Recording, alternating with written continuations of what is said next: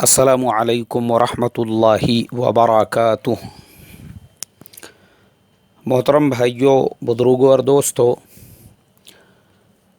یہ ہمارا آپ کے مسائل اور ان کے جوابات کا 74واں سبق ہے۔ ایکچول میں بہت سارے سوالات اس ہفتے بھی ہے، تو میں نے سوچا ہوں چلو آج جمعہ کا مبارک دن ہے، کچھ سوالات کے جوابات آج دے دیں گے، پھر کچھ بچے ہوئے جو سوالات ہیں سنڈے کو ان کا جواب دیں گے۔ تو بیچارے جو سوالات کرنے والے ہیں، جن کے ای میلز پینڈنگ میں ہوتے ہیں، وہ انتظار کرتے رہتے ہیں، تو بہتر یہ ہے کہ ان کو جلد سے جلد ان کے سوالات کا جواب مل جائے۔ تو بغیر کسی تاخیر کے آج کا پہلا سوال ہم لیتے ہیں۔ صادق شیخ صاحب، ان کا ای میل ہے: السلام علیکم، میں نے آپ کی ویڈیو دیکھی ہے جو کہ بہت ہی بڑھیا طریقے سے حج کی تیاری کیسے کرے سمجھایا ہے۔ اللہ آپ کو جزائے خیر دے، انشاءاللہ اس کا فائدہ ہوگا۔ ویڈیو میں آپ نے کھانے کے متعلق بتایا ہے کہ انڈیا کی دکانیں ہیں جو وہاں پر انڈیا کی کھانے کی چیزیں فروخت کرتے ہیں۔ تو میرا یہ سوال ہے کہ مکۃ المکرمہ کے اندر کس طریقے سے ان سے رابطہ کیا جائے اور کس طریقے سے انڈیا کی جو چیزیں ہیں وہ وہاں پہ خریدی جا سکے۔ میں ہمارے صادق شیخ صاحب، ہمارا حج کی ترتیب والا جو بیان ہے، ایکچول میں نے 2012 میں اللہ کے فضل و کرم سے اپنے حج کے فریضے کو ادا کیا، تو اس سفر کے درمیان مجھے بہت سارے تجربات ہوئے۔ اس میں سب سے پہلا تجربہ یہ، ہم انڈین جو لوگ ہیں، ہندوستانی جو لوگ ہیں، ہماری ایک تھنکنگ ہوتی ہے، جاب کرتے ہیں، ریٹائر ہو گئے، چلو اب حج کے لیے جا کے آئیں گے۔ بچوں کی شادیاں ہو گئی، بچے کمانے لگ گئے، چلو ابا اماں کو بھیجو حج کے لیے۔ پرابلم یہ ہوتا ہے ہمارے یہاں پر حج کے لیے ایسی عمر کے اندر بھیجا جاتا ہے کہ وہ بیچارہ جو ہے کسی کے سہارے کا محتاج ہوتا ہے۔ اور مکۃ المکرمہ میں، مدینہ منورہ کے اندر، وہاں پہ سب سے زیادہ جو کام ہے وہ ہے چلنے کا۔ وہاں پہ صرف پیدل چلنے کا سب سے زیادہ کام، اور حج کے جو 5 دن ہیں ان 5 دنوں کے اندر تو آپ کو پیدل ہی چلنا ہے۔ مینا ہے، عرفات ہے، مزدلفہ ہے، شیطان کو کنکریاں مارنے کے لیے جانا ہے، پھر طواف زیارت ہے، بہت ساری آپ کے اوپر ذمہ داریاں ہوتی ہیں ان دنوں کے اندر، اور وہ ساری چیزوں کے لیے آپ کو پیدل ہی چلنا پڑتا ہے۔ تو میں نے کچھ چیزیں جو پریکٹیکل اپنی آنکھوں سے دیکھا، یہاں سے اولاد نے ماں باپ کو وہاں پہ حج کے لیے بھیج دی، بہت سارے لوگ اپنے پیسے کے بلبوتے کے اوپر وہاں حج کے لیے پہنچ گئے۔ اب انڈیا میں تھے تو یہاں دعوتوں کا سلسلہ چل رہا تھا، آج ساڑو کے گھر پہ دعوت، کل سالی کے گھر پہ دعوت، پرسوں سمدھی کے گھر پہ دعوت، لنگیوں پہ لنگیا، ٹاول پہ ٹاول، گودھڑوں پہ گودھڑیا، اور کیا کہتے ہیں اسے، شال پہ شال اڑانے کا سلسلہ چل رہا تھا۔ حج کا طریقہ سیکھے نہیں، حج کے ارکان سیکھے نہیں، طواف کا طریقہ پتہ نہیں، صفا مروہ کی سعی معلوم نہیں، واجبات کتنے ہیں وہ پتہ نہیں، فرائض کیا ہے وہ معلوم نہیں۔ اب میں نے میری گنہگار آنکھوں سے دیکھا، لوگ مینا سے سیدھا اپنے بلڈنگوں میں واپس آ گئے۔ ان کو یہ بھی پتہ نہیں ہے کہ طواف زیارت وہ حج کا رکن ہے، رکن۔ اگر کسی مرد نے طواف زیارت نہیں کیا تو اس کی بیوی اس وقت تک حلال نہیں ہوں گی جب تک کہ وہ طواف زیارت نہیں کریں گا۔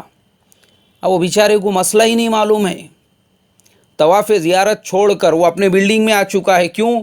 بہت تھک گئے، بولے یار مینا کے اندر بہت گرمی ہو رہی تھی، بہت پیدل چلنے کا تھا، بہت مسائل تھے، معلوم ہی نہیں ہے۔ اللہ میری تمہاری حفاظت فرمائے۔ بہت ساری چیزیں جب ایسی دیکھنے کے لیے ملی تو میں نے اسی وقت میں ارادہ کیا تھا۔ اور ہمارے ایک بہت عزیز دوست ہے، بامبے کے اندر بڑے تاجر ہے، مولوی عبداللہ صاحب ڈوکاڑیا، میں نے ان سے تذکرہ بھی کیا تھا حرم شریف کے اندر ہی۔ میں بولا مولوی عبداللہ صاحب، اس وقت میں وہ حافظ صاحب تھے، میں بولا حافظ عبداللہ صاحب، اللہ نے اگر مجھے توفیق دی تو انشاءاللہ میں حج کی مکمل ترتیب پہ ایک کتاب لکھوں گا۔ اب وہ تو بیچارے بڑے آدمی ہیں، اللہ نے بہت نوازا ہوا ہے، انہوں نے مجھ سے کہا بھی کہ مولانا انشاءاللہ اس کی جو پرنٹنگ ہوں گی، اس کی جو بھی اشاعت کا خرچ ہوگا، انشاءاللہ وہ میں اپنی طرف سے ادا کروں گا۔ لیکن اللہ مجھے معاف کرے کہ آج میں سمجھتا ہوں تقریباً ایک 6-7 سال ہو چکے ہیں اور مجھے وہ مکمل کتاب لکھنے کی توفیق نہیں ملی. آپ لوگ بھی ذرا دعا کرو اللہ تبارک و تعالی مجھے جو ہے اس عنوان پہ قلم اٹھانے کی توفیق عطا فرمائے. لیکن اب چونکہ واٹس ایپ یوٹیوب کا زمانہ ہے تو میں نے حج کی جو مکمل ترتیب ہے اور حج کا جو مکمل طریقہ ہے اس کو پورے ڈیٹیل میں تفصیل کے ساتھ، تاکہ امت کا کوئی بھی فرد اس کو سنے تو پوری رہبری ہو سکے، پوری رہنمائی ہو سکے، وہ بیان کر کے اس کو جب یوٹیوب کے اوپر ڈالا تو آج اللہ کا فضل و کرم ہے. تھوڑا سا اطمینان یہ ہے کہ تقریباً 6 لاکھ سے زیادہ لوگ اس طریقے، اس ترتیب کو سن کر ان کے فیڈ بیک جب مجھے ملے کہ مولانا اللہ آپ کو جزائے خیر عطا فرمائے، جس تفصیل کے ساتھ آپ نے بتایا ہے ایسا محسوس ہوتا ہے کہ جیسے ہم پریکٹیکل خود یہ سارے ارکان ادا کر رہے ہیں. تو تھوڑا اطمینان ہوتا ہے کہ چلو کتاب تو اپنی ابھی تک آئی نہیں، لیکن اس سے پہلے کم سے کم اس ترتیب جو ہم نے بتائی تھی امت کو فائدہ ہو رہا ہے. بہرحال آپ نے جو سوال کیا ہمارے صادق شیخ صاحب، دیکھو آج کا جو زمانہ ہے نا، آج کا جو زمانہ یہ گلوبلائزیشن کا زمانہ ہے. مکۃ المکرمہ یہ کوئی جنگل نہیں ہے.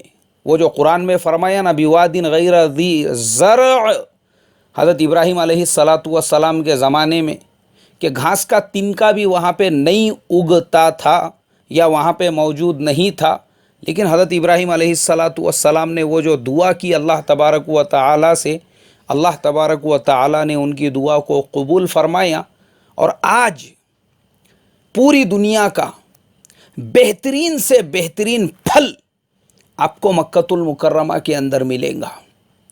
بہترین سے بہترین جو فروٹ ہے آپ دیکھیں گے مکۃ المکرمہ میں ہر بلڈنگ کے نیچے ایک بقالہ ہے، یعنی کرانے کی دکان، اور بڑے بڑے مال بنے ہوئے ہیں. وہاں پہ کھانے پینے کی ہر چیز آپ کو ملیں گی، پھر آپ کو چاہے انڈیا کی چاہیے یا اور کسی ملک کی. اب آپ دیکھیں گے وہاں پر دنیا میں سب سے اعلیٰ کوالٹی کا جو ایپل ہے وہ جس ملک میں پیدا ہوتا ہے اس ملک کے لوگوں کو بعد میں ملتا ہوگا، لیکن پہلے مکۃ المکرمہ کے مارکیٹ میں وہ آ جاتا ہے. دنیا کا سب سے 1 نمبر کوالٹی کا جو انانس ہے، جو پائنیپل ہے، جو دوسرے پھل ہے، جو دوسرے فروٹس ہے، جو ملک ہے، جو سبزی ہے، جو ترکاری ہے، حضرت ابراہیم علیہ السلام نے ہزاروں سال پہلے دعا کی تھی.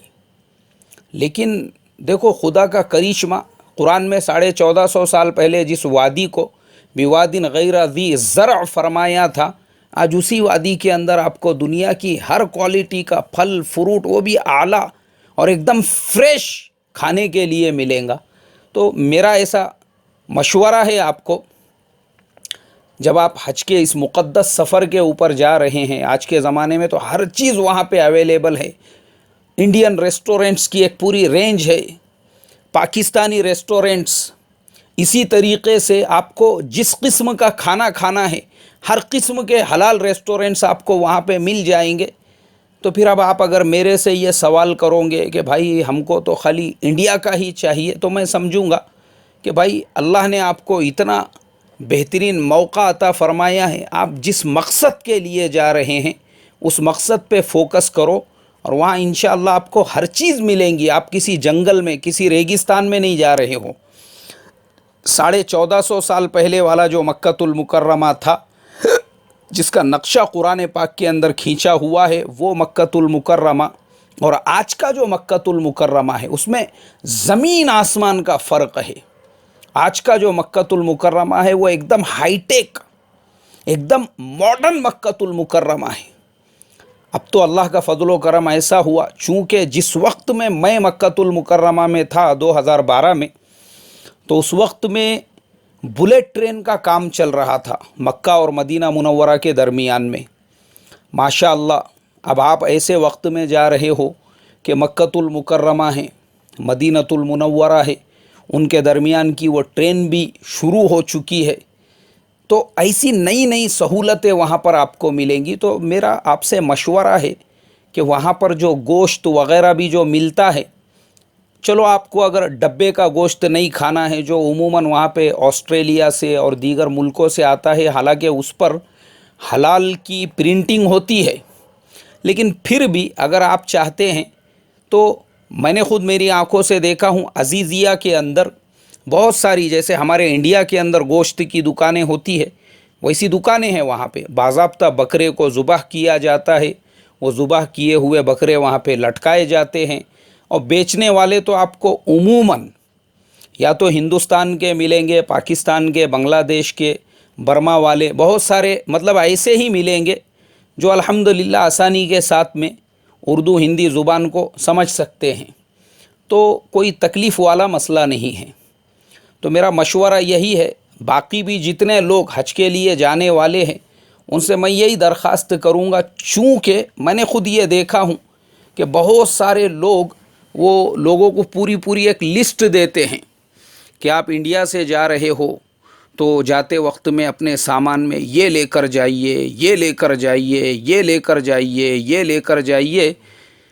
اب میں سوچتا ہوں ارے بھائی وہاں عبادت کے لیے جا رہے ہو یا تفریح کے لیے جا رہے ہو، کیا ہے یہ ایک ایک چیز یہاں سے.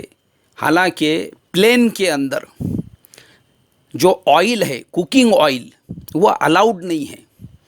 اللہ معاف کرے، حج کا اتنا مقدس سفر ہے، لوگ کوکنگ آئل بھی لے کر جاتے ہیں. ان کو لگتا ہے کہ پتہ نہیں ہم کون سے ریگستان میں جا رہے ہیں، وہاں پہ کوکنگ آئل یعنی پکانے کا جو تیل ہے وہ ملیں گا یا نہیں ملیں گا. ارے بھائی تجھے ایک نمبر کوالٹی کا فریش ایسا آئل جس کا تصور بھی اپنے گھر پر نہیں کیا ہوگا انشاءاللہ وہاں پہ مل جائیں گا.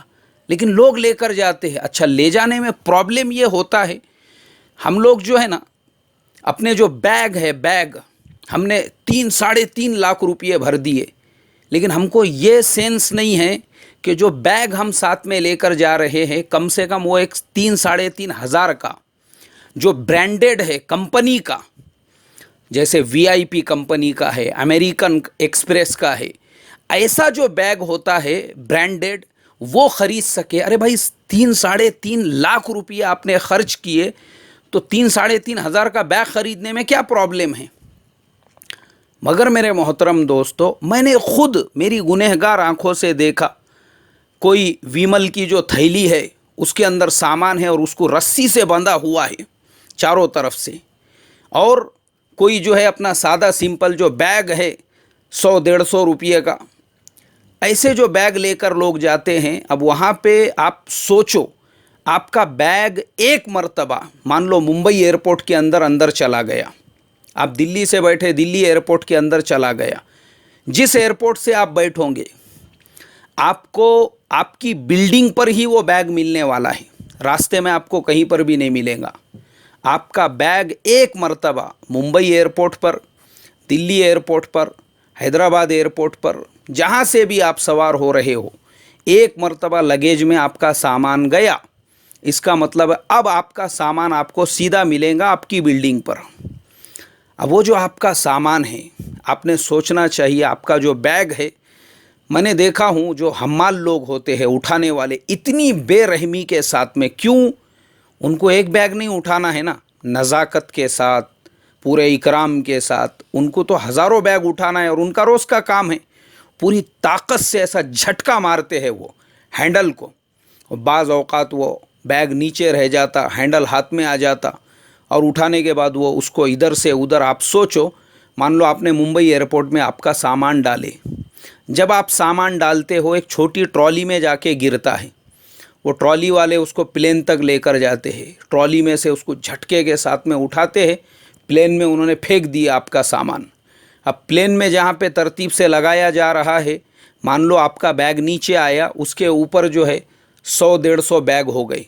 اب آپ کے بیگ پہ جو پریشر گر رہا ہے، اس میں اگر کوکنگ آئل کی بوٹل ہے وہ پھٹ گئی تو دوسرے لوگوں کا بھی سامان خراب ہوگا اس سے. اور ہوتا ہے ویسا پریشر. اس کے بعد میں وہ اگر آپ مدینہ جا رہے ہیں، مدینہ منورہ، یا آپ جدہ ایئرپورٹ جا رہے ہیں، وہاں پہ پھر وہ آپ کا سامان پوری بے رحمی کے ساتھ نکال کے واپس ٹرالی میں ڈالا گیا، پھر ٹرالی میں سے آپ جس بس میں جانے والے ہیں وہ بس میں ڈالا گیا، پھر بس میں سے آپ کو آپ کی بلڈنگ تک، مطلب اس کو کئی جگہ بدلنا ہے اگر آپ کی ڈائریکٹ فلائٹ ہے تو، اور اگر آپ کی راستے میں کہیں پہ آپ جو ہے کنیکٹنگ فلائٹ ہے تو پھر وہ سامان وہاں پہ بھی چینج ہوگا۔ تو اس کے لیے جن بھائی صاحب نے یہ سوال پوچھا ہے ان سے بھی اور جانے والے سارے حاجیوں سے میں درخواست کروں گا، ایک 3، 3.5، 4 ہزار کا ہم اچھے کوالٹی کا VIP امریکن ایکسپریس کا بیگ لے کر اس کو رسی سے چاروں طرف اچھی طرح سے باندھے، اور وہ سامان اپنے ساتھ میں نہ لے جو وہاں پہ منع ہے۔